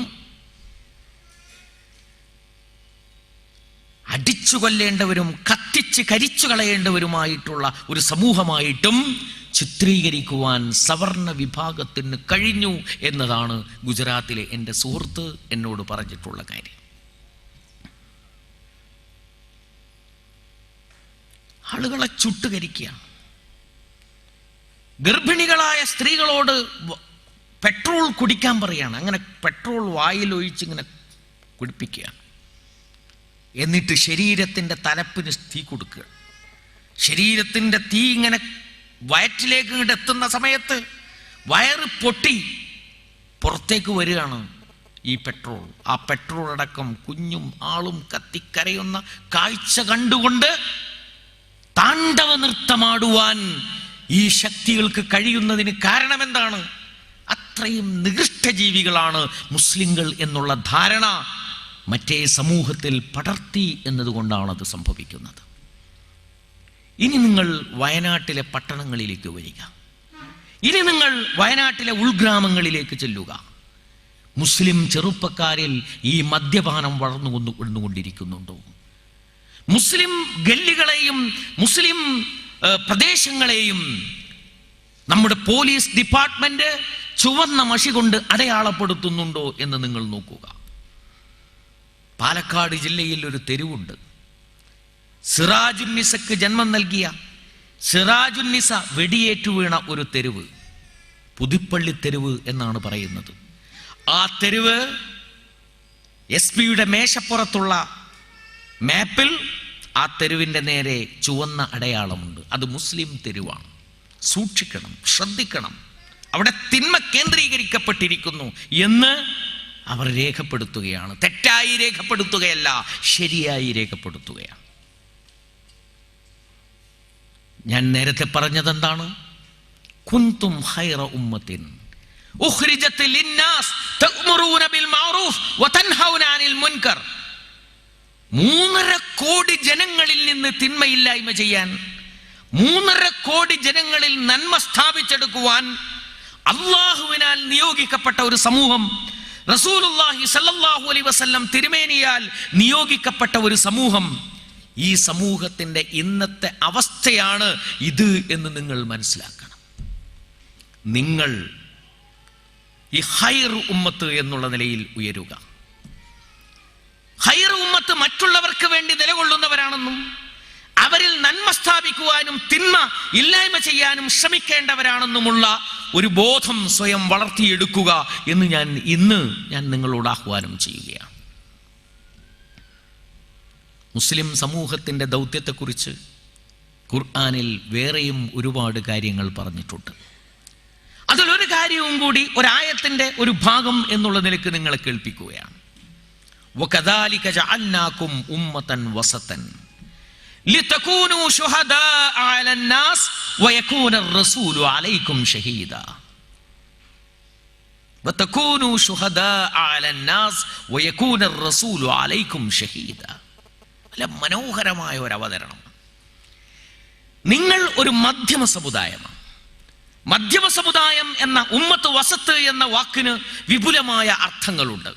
ഞാൻ ഒരൊറ്റ അർത്ഥമേ ഇവിടെ പറയുന്നുള്ളൂ. നിങ്ങൾ റസൂലിൻ്റെയും ജനങ്ങളുടെയും മധ്യത്തിലുള്ള ഒരു സമുദായമാണ്. റസൂലിൻ്റെയും ജനങ്ങളുടെയും ഇടയിൽ, റസൂലിൻ്റെയും ജനങ്ങളുടെയും മധ്യത്തിലാണ് നിങ്ങളുടെ സ്ഥാനം. നിങ്ങൾക്ക് റസൂൽ പറഞ്ഞു തരുന്നു, നിങ്ങൾ ജനങ്ങൾക്ക് പറഞ്ഞു കൊടുക്കുന്നു. നിങ്ങൾക്ക് റസൂൽ കാണിച്ചു തരുന്നു, നിങ്ങൾ ജനങ്ങൾക്ക് കാണിച്ചു കൊടുക്കുന്നു. റസൂൽ നിങ്ങളുടെ മേൽ സാക്ഷിയായി നിലകൊള്ളുന്നു, നിങ്ങൾ ജനങ്ങളുടെ മേൽ സാക്ഷികളായി നിലകൊള്ളുന്നു. ലിതകൂനു ശുഹദാഅ അലന്നാസ് വയകൂന റസൂലു അലൈക്കും ഷഹീദാ. നിങ്ങളെ എന്തിനാണ് ഒരു ഉമ്മത്ത് വസത്താക്കി വെച്ചിട്ടുള്ളത്? റസൂൽ എന്ത് സന്ദേശമാണോ നിങ്ങൾക്ക് കൈമാറിയത്, ആ സന്ദേശം നിങ്ങൾ ജനങ്ങൾക്ക് കൈമാറണം. റസൂൽ എന്തിൻ്റെ സാക്ഷിയായാണോ നിങ്ങളുടെ മുമ്പിൽ എഴുന്നേറ്റത്, അതിൻ്റെ സാക്ഷികളായി നിങ്ങൾ ജനങ്ങളുടെ മുമ്പാകെ എഴുന്നേറ്റ് നിൽക്കുകയും വേണം. ഇതാണ് നിങ്ങളുടെ ദൗത്യം. അതിനാണ് സത്യസാക്ഷ്യം എന്ന് പറയുന്നത്. സത്യസാക്ഷ്യം എന്ന് പറയുന്നതിനാണ് സത്യത്തിൻ്റെ സാക്ഷികളായി നിങ്ങൾ ജനങ്ങളുടെ മുമ്പാകെ എഴുന്നേറ്റ് നിൽക്കണം എന്നർത്ഥം. നിങ്ങൾ ഇസ്ലാം പോലെയുള്ള ഒരു ദർശനം കയ്യേന്തി നിൽക്കുന്നവരാണ്. ഇസ്ലാം ഉണ്ടല്ലോ, ആ ഇസ്ലാമിൻ്റെ ദർശനം നിങ്ങളുടെ ഉള്ളിലുണ്ട്. പ്രവാചകൻ സല്ലല്ലാഹു അലൈഹി വസല്ലമയിലൂടെ നിങ്ങളത് ഹൃദയത്തിൽ ഏറ്റുവാങ്ങിയിട്ടുണ്ട്. ഈ ദർശനം ഒരു മഹാവെളിച്ചമാണ്. ഈ ദർശനം ഒരു മഹാപ്രകാശമാണ്. ഈ പ്രകാശം നിങ്ങളുടെ ഉള്ളിൽ ജ്വലിക്കുന്നുണ്ട്. പക്ഷേ ഈ പ്രകാശം മറ്റുള്ളവരിൽ നിന്ന് തടയപ്പെട്ടതാണ്. മറ്റുള്ളവരുടെ മുമ്പിൽ മറയിടപ്പെട്ട ഒരു പ്രകാശമാണിത്. പക്ഷേ മറ്റുള്ളവർക്ക് കൂടി അവകാശപ്പെട്ടതുമാണ്. ഈ രാജ്യത്തിലെ ഹൈന്ദവ സുഹൃത്തുക്കൾക്ക്, ക്രൈസ്തവ സുഹൃത്തുക്കൾക്ക്, പിന്നാക്ക ജനവിഭാഗങ്ങൾക്ക്, കമ്മ്യൂണിസ്റ്റുകൾക്ക് എല്ലാവർക്കും അവകാശപ്പെട്ടതാണ് നിങ്ങളുടെ മനസ്സിലുള്ള ഈ പ്രകാശം. അള്ളാഹു ഏകിയിട്ടുള്ള ഈ പ്രകാശം. ഈ പ്രകാശം അവർക്ക് കൈമാറുക എന്നത് നിങ്ങളുടെ ബാധ്യതയാണ്. നിങ്ങൾക്കറിയാമോ, ഇസ്ലാം എന്ന ആദർശം ഈ രാജ്യത്തിലെ ജനങ്ങൾക്ക് ആവശ്യമുണ്ട്. ജനങ്ങൾക്ക് ആവശ്യമുണ്ട്. കമലാ സുരയ്യയുടെ മനോഹരമായ ഒരു വാചകം നിങ്ങൾ കേട്ടിരിക്കും. കമലാ സുരയ്യ ബാലചന്ദ്രൻ ചുള്ളിക്കാടിനോട് പറഞ്ഞ ഒരു വാചകമാണ്. അവർ പറയുമ്പോൾ അതിലൊരു കൗതുകമുണ്ടാകും, തമാശയുണ്ടാകും, എന്നാൽ ചിന്തിക്കാൻ വകയുമുണ്ടാകും. ഈ തെളിമയാർന്ന തൗഹീദ്, ഈ തെളിമയാർന്ന ഏകദൈവ വിശ്വാസം ഈ രാജ്യത്തിലെ ജനങ്ങൾക്ക് ആവശ്യമുണ്ട്. അവർക്ക് ആവശ്യമുണ്ട്. പക്ഷേ അവർക്ക് ആവശ്യമുള്ളത് എന്താണ് എന്ന് തിരിച്ചറിയാൻ അവർക്ക് കഴിഞ്ഞിട്ടില്ല എന്നേ ഉള്ളൂ. അവരുടെ മുമ്പിലുള്ള ആ പുകമറ നീക്കിക്കൊണ്ട് ഈ വെളിച്ചം അവരിലേക്ക് പ്രവേശിച്ചു കഴിഞ്ഞാൽ അതിനെ അനുധാവനം ചെയ്യുവാൻ, ഈ ശുദ്ധമായ ഏകദൈവ വിശ്വാസത്തെ അനുധാവനം ചെയ്യുവാൻ അവർ സന്നദ്ധരാകും. ഇസ്ലാമിൻ്റെ മഹത്വം ഉണ്ട്. ഏകമാനവികതയുടെ ദർശനമാണ്. ഏകമാനവികതയുടെ ദർശനമാണ്. കുല്ലുകും മിൻ ആദം വ ആദമു മിൻ തുറാബ്. നിങ്ങളെല്ലാവരും ആദമിൽ നിന്ന്, ആദമോ മണ്ണിൽ നിന്നും. യാ അയ്യുഹന്നാസ് ഇന്നാ ഖലഖനാകും മിൻ ദകരിൻ വ ഉൻസ വജഅൽനാകും ശുഊബൻ വ ഖബായില ലിതആറഫു ഇന്ന അക്രമകും മിൻദല്ലാഹി അത്ഖാകും. ഹൈ, എന്തൊരു മനോഹരമായ മാനവികത! മനുഷ്യന്റെ ഏകത്വം, മനുഷ്യന്റെ മഹത്വം, മനുഷ്യന്റെ സമത്വം, ഇത് ഇന്ത്യ രാജ്യത്തിലെ ജനങ്ങൾക്ക് ആവശ്യമുണ്ട്. ഇന്ത്യ രാജ്യത്തിലെ ജനങ്ങൾക്ക് ആവശ്യമുണ്ട്. കാരണം ലോകത്ത് ഏറ്റവും സങ്കീർണമായ ജാതി വ്യവസ്ഥയുള്ള ഒരു രാജ്യമാണ് നമ്മുടെ രാജ്യം. ജാതിയുടെ ശ്രേണീബന്ധങ്ങളിൽ നിലനിൽക്കുന്ന ഒരു സമൂഹം. ഓരോ സമുദായവും നിലനിൽക്കുന്നത് മറ്റേ സമുദായത്തിൻ്റെ തോളിൽ കയറിയാണ്. ഓരോ സമുദായത്തിനും അപകർഷതാബോധമുണ്ട്, ഞങ്ങളുടെ മേലെ വേറൊരു ജാതി ഉണ്ടല്ലോ എന്ന്. പക്ഷേ അപ്പോൾ അവരെ പിടിച്ചു നിർത്തുന്നത് ഞങ്ങളുടെ താഴെയും ജാതി ഉണ്ടല്ലോ എന്ന ഒരു സമാധാനം മാത്രമായിരിക്കും. ഒരു സങ്കീർണമായ ജാതി വ്യവസ്ഥ. എന്നാൽ മനുഷ്യൻ ഒന്നാണ്. എല്ലാം ഒരേ മാതാപിതാക്കളുടെ മക്കളാണ്. എല്ലാവരും ആദമിൽ നിന്നാണ്. ചീപ്പിന്റെ പല്ലുകൾ പോലെ സമന്മാരാണ്. അറബിക്ക് അനറബിയേക്കാളോ വെളുത്തവന് കറുത്തവനേക്കാളോ ഒരു വ്യത്യാസവുമില്ല എന്ന ഏകമാനവികതയുടെയും മനുഷ്യ സമത്വത്തിന്റെയും മനുഷ്യന്റെ ഏകത്വത്തിന്റെയും ഈ ഉജ്ജ്വലമായ സന്ദേശം 4000-ൽ പരം ജാതികളുള്ള ഈ സമൂഹത്തിന് ആവശ്യമുണ്ട്. പക്ഷേ ഈ സന്ദേശം അവർക്ക് അറിയില്ല, മനസ്സിലാക്കാൻ കഴിഞ്ഞിട്ടില്ല. അതുപോലെ ഇസ്ലാമിൻ്റെ കാരുണ്യം, കാരുണ്യം എന്ന് പറയുന്ന ഉദാത്തമായ ഒരു ഗുണം ഇസ്ലാം പ്രസരിപ്പിക്കുന്നുണ്ട്. അള്ളാഹുവിന് ഏറ്റവും ഇഷ്ടപ്പെട്ട ഗുണം റഹ്മാൻ റഹീം. ബിസ്മില്ലാഹിർ റഹ്മാനിർ റഹീം, ബിസ്മില്ലാഹിർ റഹ്മാനിർ റഹീം. അർ-റഹ്മാൻ അർ-റഹീം എന്ന അള്ളാഹുവിൻ്റെ ഗുണത്തെയാണ് നാം ഏറ്റവും കൂടുതൽ വാഴ്ത്തുന്നത്. സൂറത്തുൽ ഫാത്തിഹയിൽ തന്നെ വീണ്ടും അത് ആവർത്തിക്കുന്നു, അർ-റഹ്മാനുർ റഹീം എന്ന് പറഞ്ഞുകൊണ്ട്. നമ്മുടെ പ്രവാചകൻ റഹ്മത്തുൽ ലിൽ ആലമീൻ, ലോകർക്ക് മുഴുവൻ അനുഗ്രഹമാണ്. ഇസ്ലാം ലോകത്തിന് മുഴുവൻ അനുഗ്രഹമാണ്. ആ വശം വിശദീകരിക്കാൻ ധാരാളം സമയം വേണ്ടിവരും. ഒരൊറ്റ മനുഷ്യനെ കൊന്നാൽ മനുഷ്യകുലത്തെ മുഴുവൻ കൊന്നതുപോലെയാണ്. ഒരൊറ്റ മനുഷ്യനെ കൊന്നാൽ മനുഷ്യകുലത്തെ മുഴുവൻ കൊന്നതുപോലെയാണ്.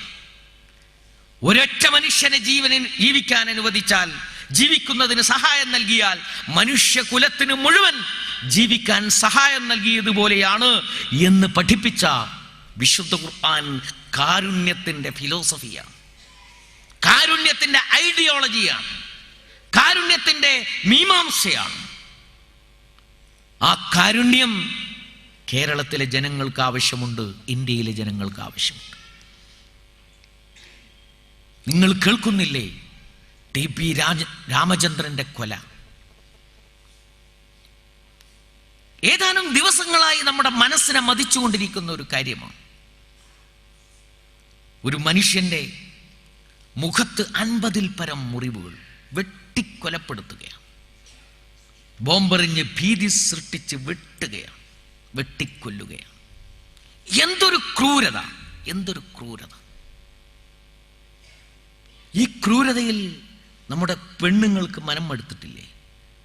നമ്മുടെ കുട്ടികൾക്ക് മനം എടുത്തിട്ടില്ലേ?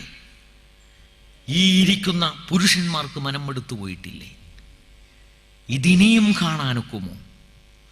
ഇനിയും കാണാനൊക്കുമോ ഈ ക്രൂരത? ഈ ക്രൂരതയുടെ സന്ദർഭത്തിൽ ഇസ്ലാമിന്റെ കാരുണ്യം എന്ന് പറയുന്ന തെളിനീര്, ഒരു മനുഷ്യനെ കൊലപ്പെടുത്തിയാൽ മനുഷ്യകുലത്തെ മുഴുവൻ കൊലപ്പെടുത്തിയതിന് തുല്യമാണ് എന്നുള്ള ഇസ്ലാമിന്റെ അധ്യാപനം, ഈ അധ്യാപനം ജനങ്ങളിലേക്ക് എത്തിക്കുവാൻ നമുക്ക് കഴിയുന്നുണ്ടോ എന്നുള്ളതാണ് പ്രശ്നം. അത് ആവശ്യമാണെന്നാണ് ഞാൻ പറയുന്നത്. ഒരു TP രാമചന്ദ്രന്റെ കൊല മാത്രമല്ല, ഇവിടെയുള്ള മുഴുവൻ രാഷ്ട്രീയ കക്ഷികളും ഗുണ്ടാ സംഘങ്ങളെ വളർത്തുകയാണ്. ഏതാണ്ട് മുഖ്യധാര രാഷ്ട്രീയ കക്ഷികൾ മുഴുവൻ ഗുണ്ടാ സംഘങ്ങളെ വളർത്തുകയാണ്. അവർ വെട്ടിക്കൊല്ലുന്നു ആളുകളെ, അവർ ബോംബെറിഞ്ഞു കൊല്ലുന്നു ആളുകളെ. ബോംബുണ്ടാക്കുന്ന സമയത്ത് ആളുകൾ സ്വന്തം കയ്യിൽ നിന്ന് ഇത് പൊട്ടി കരിഞ്ഞ് മരിച്ചു പോകുന്നു. ഇതൊക്കെ ദൈനംദിനമെന്നോണം ഇന്നും നമ്മൾ പത്രത്തിൽ വായിക്കുകയാണ്. ഇങ്ങനെ കഷ്ടപ്പാടനുഭവിക്കുന്ന ഒരു ജനത, ആ ജനതയ്ക്ക് ഇസ്ലാമിന്റെ കാരുണ്യം ആവശ്യമുണ്ട് എന്നാണ് ഞാൻ പറയുന്നത്. അത് മനസ്സിലാക്കാൻ നമുക്ക് എന്തുകൊണ്ട് കഴിയുന്നില്ല? ആ കാരുണ്യത്തെ പ്രസരിപ്പിക്കുവാൻ നമുക്ക് എന്തുകൊണ്ട് കഴിയുന്നില്ല എന്നുള്ളതാണ് നമ്മുടെ മുമ്പാകെയുള്ള ചോദ്യം. നമുക്കറിയാം, ഗുണ്ടാസംഘങ്ങളുടെ രാഷ്ട്രീയത്തിന് ഈ സംഭവം മൂലമെങ്കിലും ഒരു അറുതി വരണം. ഈ സംഭവം മൂലമെങ്കിലും ഒരു അറുതി വരണം, വന്നേ പറ്റൂ. മുമ്പത്തേതുപോലെയില്ല ഇന്ന് കേരളം. മുമ്പൊരു വാർത്ത ഉണ്ടായാൽ പിറ്റേ ദിവസം രാവിലെ പത്രം വായിക്കുക മാത്രമേ ചെയ്യേണ്ടിയിരുന്നുള്ളൂ. ആ പത്രത്തിൽ തന്നെ വികൃതമായ കണ്ണേ മടങ്ങുക എന്ന ചിത്രങ്ങൾ വളരെ അപൂർവമായി മാത്രമേ വരുമായിരുന്നു. ഇന്ന് എൻ്റെയും നിങ്ങളുടെയും കുട്ടികൾ ഓരോ വീട്ടിൻ്റെയും സിറ്റിംഗ് റൂമിൽ ഇരുന്നു കൊണ്ട്, റിസപ്ഷൻ റൂമിൽ ഇരുന്നു കൊണ്ട് ഇത് കണ്ടുകൊണ്ടിരിക്കുകയാണ്. ഓരോ വീട്ടിലും വികാരങ്ങൾ വളരുകയാണ്. ഈ വികാരങ്ങൾ മനസ്സിലാക്കിയിട്ടെങ്കിലും രാഷ്ട്രീയ നേതാക്കൾ ഈ പ്രവർത്തന ശൈലിയിൽ മാറ്റം വരുത്തിയേ പറ്റൂ എന്നാണ് ഞാൻ സൂചിപ്പിക്കുന്നത്. അതിനുള്ള ഒരു മാനവികമായ ശബ്ദം നമ്മുടേതുപോലുള്ള വേദികളിൽ നിന്നും സദസ്സുകളിൽ നിന്നും ഉയരണം. ആ മാനവിക ശബ്ദം തെരുവുകളിലേക്ക് ഇറങ്ങണം. ആ മാനവിക ശബ്ദം ആളുകളുടെ സിറ്റിംഗ് റൂമിലൂടെ, അവർ കണ്ടുകൊണ്ടിരിക്കുന്ന യന്ത്രത്തിലൂടെ തന്നെ അവരിലേക്ക് എത്തിക്കുവാൻ നമുക്ക് കഴിയണം എന്നുള്ളതാണ്. അങ്ങനെ ഒരു പുതു യുഗത്തിൻ്റെ പിറവിക്ക് യഥാർത്ഥത്തിൽ ഇങ്ങനെയുള്ള സംഭവങ്ങൾ കാരണമായി തീരണം എന്നാണ് ഞാൻ സൂചിപ്പിക്കുന്നത്. മുന്നോട്ട് പോവുകയാണ്. ഇസ്ലാമിൽ ഒരു സമ്പദ്ഘടനയുണ്ട്, സക്കാത്തിൽ അധിഷ്ഠിതമായ സമ്പദ്ഘടന. ഇസ്ലാമിന്റെ സമ്പദ്ഘടന പലിശരഹിതമായിട്ടുള്ള സമ്പദ്ഘടനയാണ്.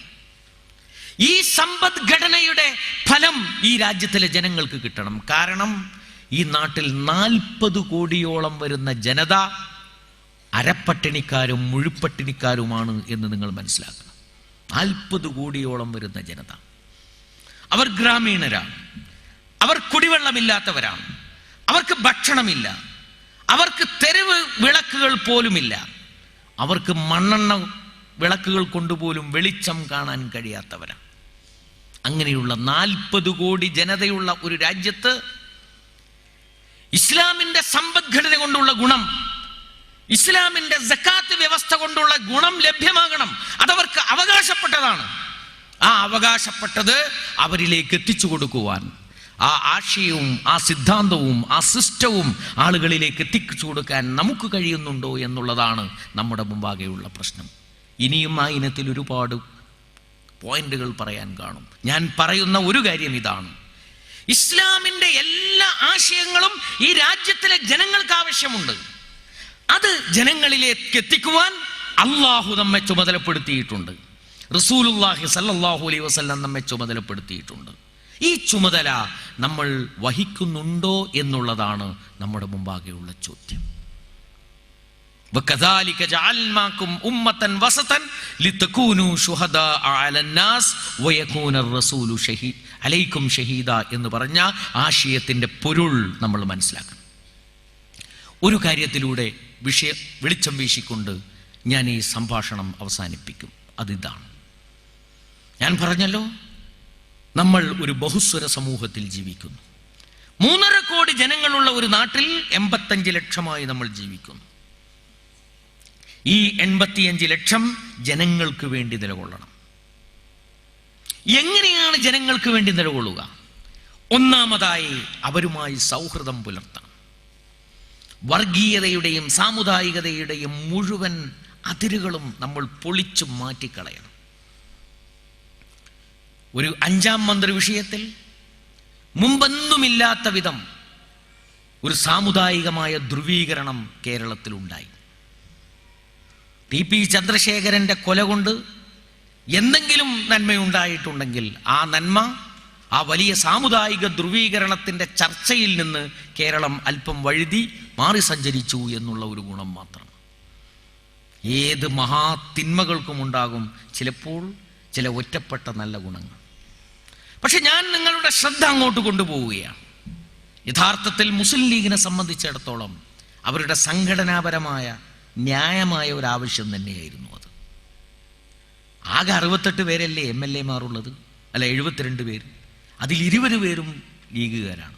എന്താ അവർക്ക് 5ാമത്തെ ഒരു മന്ത്രിയായാൽ ബാക്കിയുള്ളവരുടെയൊക്കെ എണ്ണം കണക്കാക്കി ചോദ്യം ന്യായമാണ്. പക്ഷേ അവരത് ഉന്നയിച്ചപ്പോഴേക്കും മറുഭാഗത്ത് നിന്ന് സാമുദായികമായ അർത്ഥത്തിലാണ് അത് വ്യാഖ്യാനിക്കപ്പെട്ടത്. സകല സമുദായങ്ങളും സടകുടഞ്ഞു. സാമുദായിക സന്തുലിതത്വം തെറ്റുകയാണ് എന്ന് എല്ലാവരും പ്രകോപനമുണ്ടാക്കാൻ തുടങ്ങി. കഴിഞ്ഞ മന്ത്രിസഭയിൽ 2 മുസ്ലിങ്ങളെ ഉണ്ടായിട്ടുള്ളൂ. 2 മുസ്ലിങ്ങൾ.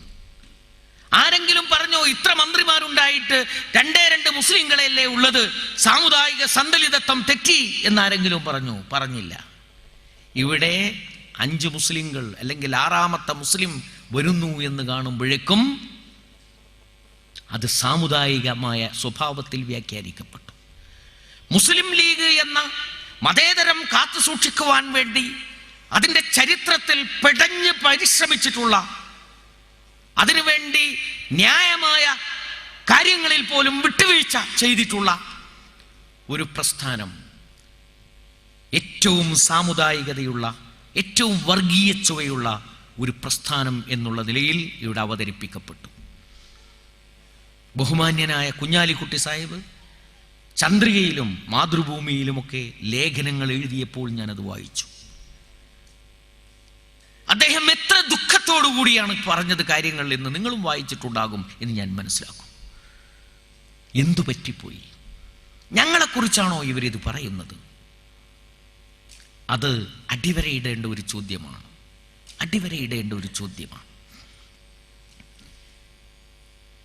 അത് മനസ്സിലാക്കണമെങ്കിൽ കുറച്ചുകൂടി ആദ്യത്തിൽ നിന്ന് തുടങ്ങേണ്ടതായി വരും. അതെന്താണെന്ന് ചോദിച്ചാൽ, ലോകത്ത് ഇസ്ലാമിനെതിരായി വളരെ ഗൂഢമായിട്ടുള്ള ഒരു ആസൂത്രണം നടക്കുന്നുണ്ട്. ഇസ്ലാമോഫോബിയ എന്ന പേരിൽ ആ പ്രവണതയെ നമുക്കെല്ലാവർക്കും പരിചയമുണ്ട്. ഇസ്ലാമിനെ കുറിച്ച് പേടി വളർത്തുക. ഈ പേടി വളർത്തുന്ന ശക്തികൾ ചെയ്യുന്ന ഒരു കാര്യമുണ്ട്. മുസ്ലിങ്ങൾ എവിടെയാണോ ഒരു സമുദായം എന്നുള്ള നിലയ്ക്ക് ജീവിക്കുന്നത് ഭൂരിപക്ഷമായി, അവിടങ്ങളിൽ മുസ്ലിങ്ങളെ തമ്മിൽ അടുപ്പിക്കുക. സദ്ദാം ഹുസൈൻ എന്ന ഒരൊറ്റ പ്രതീകം കൊണ്ട് കുർദുകളെയും ഷിയാക്കളെയും സുന്നികളെയും തമ്മിലടുപ്പിക്കുവാൻ അമേരിക്കൻ സാമ്രാജ്യത്വ ശക്തിക്ക് കഴിഞ്ഞു.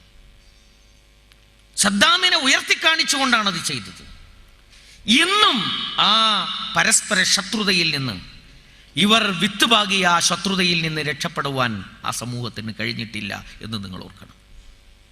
പാകിസ്ഥാനിൽ ഷിയ സുന്നി പ്രശ്നം ഇന്നും നിലനിൽക്കുന്നുണ്ട്.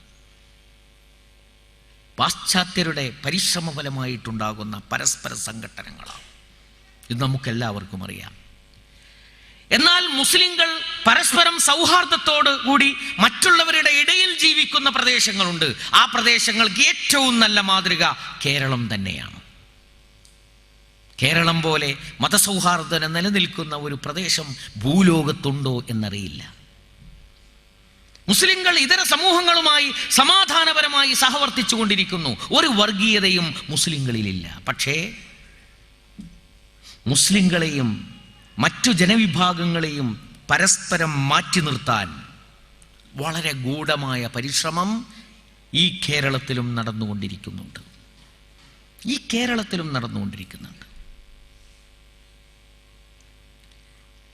വളരെ ചെറിയ സംഭവങ്ങളാണ് എന്ന് നിങ്ങൾ വിചാരിക്കും. പരസ്പരം കോർത്തിണക്കേണ്ട സംഭവങ്ങളാണ്.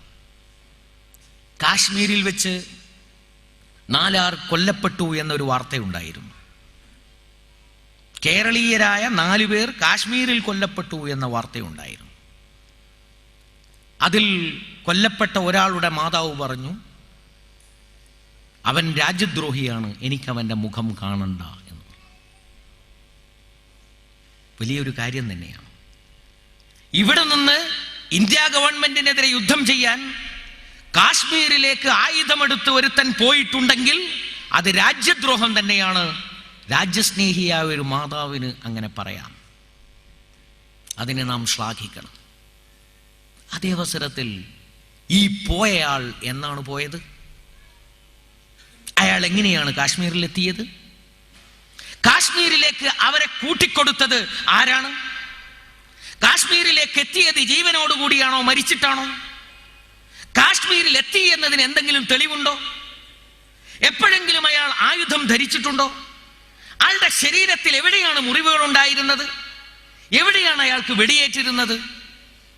ഇങ്ങനെയുള്ള ഒരു ചോദ്യത്തിനും അവകാശമില്ലാതെ കാശ്മീരിലെ തീവ്രവാദികൾക്ക് കേരളവുമായി ബന്ധമുണ്ട് എന്ന് സ്ഥാപിച്ചെടുക്കുവാൻ വേണ്ടി പോലീസ് ഉണ്ടാക്കിയിട്ടുള്ള ഒരു കഥയെ വിശ്വസിച്ചുകൊണ്ടാണ് ഒരു മാതാവിന് എനിക്ക് അവൻ്റെ മുഖം കാണേണ്ടതില്ല എന്ന് പറയേണ്ടി വരുന്നത്. എന്നെപ്പോലെയുള്ള സമുദായ നേതാക്കന്മാർ അതിനെ പ്രശംസിക്കുകയും ചെയ്തു. പണി എന്താണ്? ഇന്ത്യ വിരുദ്ധ ശക്തികളുമായി കേരളത്തിലെ ചെറുപ്പക്കാർക്ക് ബന്ധമുണ്ട് എന്ന് വരുത്തി തീർക്കാനുള്ള ഒരു ശ്രമമായിരുന്നു അത്. അങ്ങനെ ഒരു വ്യക്തി മരിച്ചിട്ടുണ്ടെങ്കിൽ എവിടെ വെച്ച് മരിച്ചു? ആരു കൊന്നു? എവിടുന്ന് കൊന്നു? അവിടുത്തെ ബന്ധപ്പെട്ട പോലീസ് സ്റ്റേഷനിൽ അങ്ങനെ ഒരു വിവരമുണ്ടോ? അവിടുത്തെ പോരാളികളുടെ പട്ടികയിൽ, മരിച്ചവരുടെ പട്ടികയിൽ ഇങ്ങനെ പേരെഴുതി ചേർത്തിട്ടുണ്ടോ? ഈ ജാതി ചോദ്യത്തിനൊന്നും ഒരു ഉത്തരവുമില്ല. പക്ഷേ കാശ്മീർ തീവ്രവാദികളുമായി കേരളത്തിലെ ചെറുപ്പക്കാർക്ക് ബന്ധമുണ്ട് എന്നുള്ള വിഷയം ഇവിടെ പ്രചരിപ്പിക്കപ്പെട്ടു കഴിഞ്ഞിരിക്കുന്നു. എന്തിനാണ്? മുസ്ലിങ്ങൾ കേരളത്തിൻ്റെ ശത്രുക്കളാണ് എന്ന് വരുത്തി തീർക്കാൻ വേണ്ടി. നിങ്ങൾ ആലോചിക്കണം. അതൊരു ഭാഗം. ലവ് ജിഹാദ് എന്ന് പറയുന്ന ഒരു സാധനം കേരളത്തിൽ വന്നു. എന്ത് കണക്കായിരുന്നു? 5000 പെൺകുട്ടികളെ ഇന്ത്യയിലുടനീളം മതം മാറ്റി എന്നല്ല, മതം മാറ്റി തീവ്രവാദ പ്രവർത്തനങ്ങൾക്ക് ഉപയോഗിച്ചു വരുന്നു. കേരളത്തിൽ 500 പേർ. തിരുവനന്തപുരത്ത് മാത്രം 2 സ്കോർപിയോ വണ്ടി, 18 മോട്ടോർ സൈക്കിൾ, ബൈക്കുകൾ ഇതിനു വേണ്ടി പ്രവർത്തിച്ചു കൊണ്ടിരിക്കുന്നു. കൃത്യമാണ് കണക്ക്. എന്തായിരുന്നു അന്നത്തെ പുകാർ? മനോരമ പത്രത്തിന്റെ ഫ്രണ്ട് പേജിൽ ദിവസങ്ങളോളം നീണ്ടു നിൽക്കുന്ന ഫീച്ചറായിരുന്നു ലവ് ജിഹാദിന്റെ പ്രശ്നങ്ങളെ സംബന്ധിച്ച്. ഈ തൊട്ടടുത്ത ദിവസം പത്രത്തിന്റെ മൂലയിലൊരു വാർത്ത, ലവ് ജിഹാദ് എന്നൊരു സംഭവമില്ല, അങ്ങനെ ഒരു സംഘടനയില്ല, അങ്ങനെ ഒരു പ്രവർത്തനവുമില്ല, ഏതോ ഹൈന്ദവ വെബ്സൈറ്റിൽ പ്രവർത്തിച്ചു കൊണ്ടിരിക്കുന്ന ഒരു വെറുതെ ചെയ്തിട്ടുള്ള ഒരു വെറും പ്രചാരണം മാത്രമാണ് എന്ന് പറഞ്ഞു. പക്ഷെ അത് പറഞ്ഞപ്പോഴേക്കും കേരളത്തിലെ അന്തരീക്ഷം മാറിയിരുന്നു. നമുക്കൊക്കെ ആൺകുട്ടികളും പെൺകുട്ടികളും ഒക്കെ ഉണ്ട്. അവർ കോളേജിൽ പഠിക്കുന്നുണ്ട്. ഈ കോളേജിൽ പഠിക്കുന്ന നമ്മുടെയൊക്കെ കുട്ടികൾക്ക്, സ്കൂളിലൊക്കെ പഠിക്കുന്ന കുട്ടികളുടെ സുഹൃത്തുക്കൾ ആരാണ്? ഇവിടുത്തെ ക്രിസ്ത്യൻ കുട്ടികളാണ്, ഇവിടുത്തെ ഹിന്ദു കുട്ടികളാണ്. അവർ നമ്മുടെ വീട്ടിൽ വരും, നമ്മളവർക്ക് ചായയും പലഹാരം കൊടുക്കും. അവരുടെ വീട്ടിൽ പോകാൻ നമ്മുടെ കുട്ടികളെ നമ്മൾ അനുവദിക്കും. കാരണം സ്നേഹത്തിൻ്റെയും സൗഹാർദ്ദത്തിൻ്റെയും ആ അന്തരീക്ഷത്തിലാണ് കേരളത്തിൻ്റെ ഭാവി എന്ന് നമ്മൾ മനസ്സിലാക്കുന്നു. വ്യക്തിപരമായി ഞാൻ അതിനെ പ്രോത്സാഹിപ്പിക്കുന്ന ഒരാളാണ്. പക്ഷേ ഈ സംഭവത്തിൻ്റെ സന്ദർഭത്തിൽ കുട്ടികൾ, നമ്മുടെ സഹോദര സമുദായങ്ങളിൽപ്പെട്ട കുട്ടികൾക്ക് അവരുടെ രക്ഷിതാക്കൾ നിർദ്ദേശം നൽകാൻ തുടങ്ങി, ദയവ് ചെയ്ത് നീ മുസ്ലിം കുട്ടികളോട് ചങ്ങാത്തം കൂടരുത്. കാരണം കണ്ടില്ലേ, വാർത്ത കണ്ടില്ലേ, സാമുദായികമായ ധ്രുവീകരണം ഉണ്ടായി കഴിഞ്ഞതിന് ശേഷം ഇരുമ്പൊലക്ക വിഴുങ്ങിയിട്ട് പിന്നെ ചുക്കുവെള്ളം കുടിച്ചിട്ട് എന്താ കാര്യം? ചെറിയൊരു വാർത്ത, അത് തെറ്റായിരുന്നു. വളരെ ബോധപൂർവമായ ആസൂത്രണത്തിൻ്റെ ഭാഗമായി നടക്കുന്ന കാര്യങ്ങളാണ്. ഇമെയിൽ വിവാദം നമുക്കറിയാം. പോലീസുകാരൻ പറയാണ് കീഴുദ്യോഗസ്ഥനോട്, താഴെ പറയുന്ന 268 പേർക്ക് സിമി ബന്ധമുണ്ട്. സാമൂഹ്യ പ്രവർത്തകർ, മനുഷ്യാവകാശ പ്രവർത്തകർ പോലെയുള്ള ആളുകൾക്ക് സിമി ബന്ധമുണ്ട് എന്ന് പറയുകയാണ്. മാധ്യമം അതെടുത്ത് പുറത്തിട്ടില്ലായിരുന്നുവെങ്കിൽ, മനോരമയാണ് അത് പുറത്തിടുന്നതെങ്കിൽ എന്തായിരിക്കും കഥ? കേരളത്തിലും സിമി പ്രവർത്തനം. ഇപ്പോൾ അടുത്ത് തലക്കെട്ട് വന്നു, 268 മനുഷ്യാവകാശ പ്രവർത്തകരടക്കം സിമി ബന്ധമുള്ളതായി പോലീസ് കണ്ടെത്തിയിരിക്കുന്നു എന്നൊരു വാർത്ത വരുമായിരുന്നു. അപ്പോൾ ഈ സിമിയുമായി, കാശ്മീരുമായി, മറ്റുള്ളവയുമായി പൊതു മുസ്ലിങ്ങളെ ബന്ധപ്പെടുത്തിക്കൊണ്ട് ഇമെയിൽ മുഖേനയും മറ്റും ചങ്ങലകൾ സൃഷ്ടിച്ച് ആ ചങ്ങലകളുടെ കള്ളക്കേസുകൾ ഉണ്ടാക്കി, ആ കള്ളക്കേസുകളിൽ ആളെ അറസ്റ്റ് ചെയ്ത് മഅ്ദനി എന്ന് പറയുന്ന ഒരു മനുഷ്യനെ പീഡിപ്പിക്കുന്നത് പോലെ ഇവിടുത്തെ മുസ്ലിം ചെറുപ്പക്കാരെ പീഡിപ്പിക്കുവാനുള്ള പദ്ധതി കേരളത്തിലെ ഗവൺമെന്റിന്റെ ഭാഗത്തു നിന്നും പോലീസിന്റെ ഭാഗത്തു നിന്നും നടന്നുകൊണ്ടിരിക്കുന്നു എന്നതിൻ്റെ ഏറ്റവും പ്രധാനപ്പെട്ട ഒരു ഡോക്യുമെന്റ് ആണ് മാധ്യമം പത്രം പുറത്തേക്കിട്ടത്.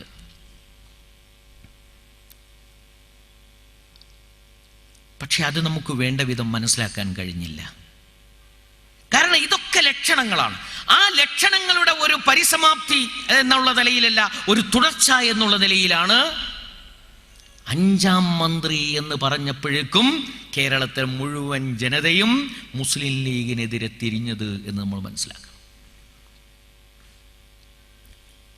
ഇത് നമ്മൾ ഭരണത്തിലുണ്ടായതുകൊണ്ടോ, ഇത് നമുക്ക് 5ാമത്തെയോ 6ാമത്തെയോ മന്ത്രിയെ കിട്ടിയത് കൊണ്ടോ മാത്രം പരിഹരിക്കുന്ന കാര്യമല്ല. മന്ത്രി കിട്ടണമെന്നത് മറ്റൊരാവശ്യവും ന്യായവുമാണ്. ഞാൻ അതിനെ ചോദ്യം ചെയ്യുകയല്ല. ഞാൻ പറയുന്നത് യഥാർത്ഥത്തിൽ ഇങ്ങനെയുള്ള ഒരവസ്ഥ വരുന്നു. എൻ്റെ പ്രസംഗം ഇന്ന് നടത്തിയിട്ടുള്ള മുഴുവൻ പ്രസംഗത്തിൻ്റെയും ആകത്തുക എന്തെന്ന് വെച്ചാൽ ഒരൊറ്റ പോയിന്റാണ്. അതാണ് എനിക്ക് മുസ്ലിം സമൂഹത്തിന് നൽകുവാനുള്ള ആഹ്വാനം. ഈ 3.5 കോടി മനുഷ്യരിൽ ക്രിയാത്മകതയുള്ള വളരെ വികസിച്ചുകൊണ്ടിരിക്കുന്ന മുസ്ലിം സമൂഹം ചെയ്യേണ്ട ദൗത്യം മറ്റുള്ള ജനങ്ങൾക്ക് വേണ്ടി നിലകൊള്ളുക എന്നുള്ളതാണ്. അവരെ സ്നേഹിച്ചുകൊണ്ട്, അവരോട് സൗഹാർദ്ദം പുലർത്തിക്കൊണ്ട്, അവരെ സേവിച്ചുകൊണ്ട്, അവർ അവകാശങ്ങൾ നിഷേധിക്കപ്പെടുമ്പോൾ അവർക്ക് വേണ്ടി പോരാടിക്കൊണ്ട് ഈ രാജ്യത്തിലെ വളരെ അഭിമാനത്തോടുകൂടി നിലകൊള്ളാവുന്ന ഒരു സമുദായമായി നമുക്ക് മാറാൻ കഴിയണമെന്നാണ് എനിക്ക് മുസ്ലിം സമൂഹത്തിലെ ഓരോ വ്യക്തികളോടും പറയാനുള്ളത്. അതാണ് മുസ്ലിം ഉമ്മത്തിൻ്റെ ഇന്നത്തെ ചുമതല. ഗവൺമെന്റിനോട് എനിക്ക് പറയാനുള്ളത്, ഈ സമുദായത്തെ വിശ്വാസത്തിലെടുക്കണം. കേരളത്തെ തകർക്കാൻ വേണ്ടിയുള്ള സമുദായമല്ല ഇത്. കേരളത്തിൽ രക്തം ചിന്താനുള്ള സമുദായമല്ല ഇത്. കേരളത്തിൽ കാരുണ്യം പ്രസരിപ്പിക്കുവാനുള്ള സമുദായമാണ്. കേരളത്തിലേക്ക് വിഭജിച്ചു മാറ്റാനുള്ള സമുദായമല്ല ഇത്. കേരളത്തിലെ വിവിധ ജനവിഭാഗങ്ങൾക്കിടയിൽ കണ്ണി ചേർക്കുവാനുള്ള ഒരു സമുദായമാണ്. ആ സമുദായത്തെ അതെന്ന നിലയിൽ ഉൾക്കൊള്ളുവാൻ ഗവൺമെന്റ് തയ്യാറാകണം, വിശ്വാസത്തിലെടുക്കണം.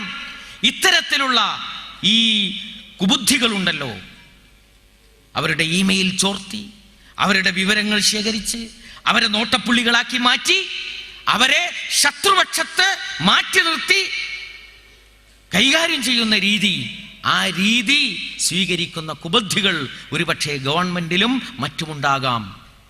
നമ്മുടെ മുഖ്യമന്ത്രിയെ പോലെയുള്ള കേരളത്തിൻ്റെ ഭാവിയെക്കുറിച്ച് ചിന്തിച്ചുകൊണ്ട് പിടഞ്ഞു പരിശ്രമിച്ചുകൊണ്ടിരിക്കുന്ന ഒരു മനുഷ്യന് ഈ വസ്തുതകൾ കണ്ടെത്തുവാനും മനസ്സിലാക്കുവാനുമുള്ള അവസരമുണ്ടാകണം എന്നാണ് ഞാൻ സൂചിപ്പിക്കുന്നത്.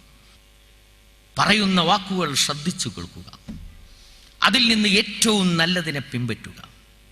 ഈ രീതി സ്വീകരിക്കുന്നവരാണ് ഏറ്റവും ബുദ്ധിയുള്ളവർ, തങ്ങൾക്കും മറ്റുള്ളവർക്കും ഉപകാരപ്പെടുന്നവരും അവരാണ് എന്ന് പറഞ്ഞുകൊണ്ട് ഞാൻ എൻ്റെ വാക്കുകൾ ഉപസംഹരിക്കുകയാണ്. അല്ലാഹു സുബ്ഹാനഹു വ തആല ഈ പ്രഭാഷണങ്ങൾ ശ്രദ്ധിച്ചു കേൾക്കുവാനും അതിൽ നല്ലതിനെ പിൻപറ്റുവാനുമുള്ള തൗഫീഖ് നമുക്ക് നൽകുമാറാകട്ടെ. വ ആഖിറു ദഅ്വാനാ അൽഹംദുലില്ലാഹി റബ്ബിൽ ആലമീൻ. അസ്സലാമു അലൈക്കും.